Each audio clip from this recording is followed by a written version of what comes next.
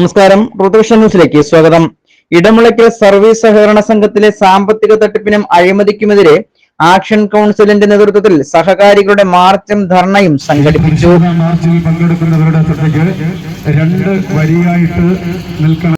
കണ്ടില്ലെന്ന് നടിച്ച് മൗനം പാലിക്കുന്ന അധികാരവർഗത്തിന്റെ തെറ്റായ നയങ്ങൾക്കെതിരെ പ്രതികരിച്ചുകൊണ്ട് ആക്ഷൻ കൗൺസിലിന്റെ നേതൃത്വത്തിൽ സംഘടിപ്പിച്ചിരിക്കുന്ന വമ്പിച്ച ജനകീയ മാർച്ചാണ് ഇതുവഴി കടന്നുവരുന്നത്. ഇടമുളയ്ക്കൽ സൊസൈറ്റി ജംഗ്ഷനിൽ നിന്നും ആരംഭിച്ച മാർച്ച് സംഘം ഹെഡ് ഓഫീസിന് മുന്നിൽ സമാപിച്ചു.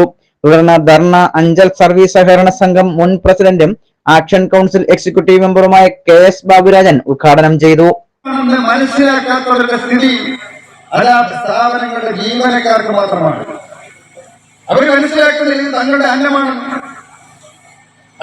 അന്നമാണെന്ന് മനസ്സിലാക്കിയാൽ ഈ സ്ഥാപനങ്ങളെ സംരക്ഷിക്കുവാൻ, ഈ സ്ഥാപനങ്ങൾ ഇങ്ങനെ തകരാതിരിക്കുവാൻ വേണ്ട നടപടികൾ സ്വീകരിക്കും.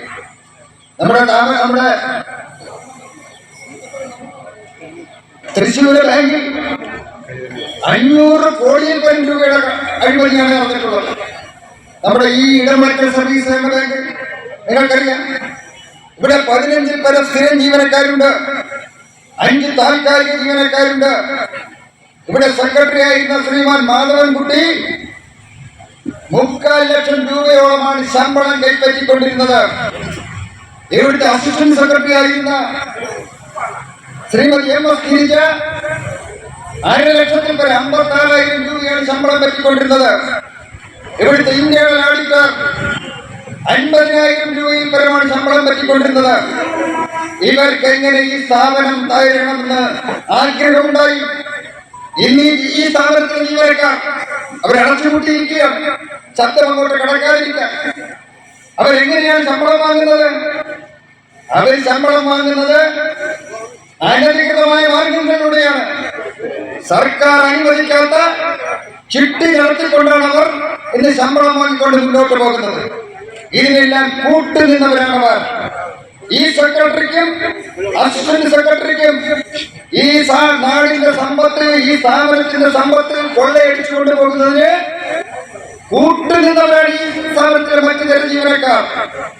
ബന്ധുക്കളുടെയും കുടുംബാംഗങ്ങളുടെയും പേരിൽ മൂല്യമില്ലാത്ത വസ്തുവകകൾക്കുമേൽ കോടിക്കണക്കിന് രൂപ ലോണിനത്തിൽ തട്ടിയെടുത്ത സഹകരണ സംഘം മുൻ സെക്രട്ടറിയുടെ സ്വത്തുവകകൾ കണ്ടുകെട്ടി പണം നഷ്ടപ്പെട്ട നിക്ഷേപകർക്കും സഹകാരികൾക്കും തിരികെ നൽകണമെന്നും സഹകരണ സംഘത്തിലെ സാമ്പത്തിക തട്ടിപ്പ് കേന്ദ്ര ഏജൻസികൾ അന്വേഷിക്കണമെന്നും ബാബുരാജൻ ആവശ്യപ്പെട്ടു.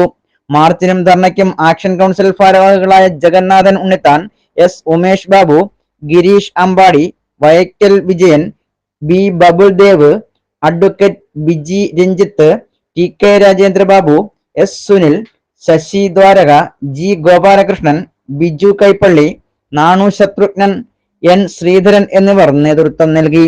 News desk Rithu Vision news.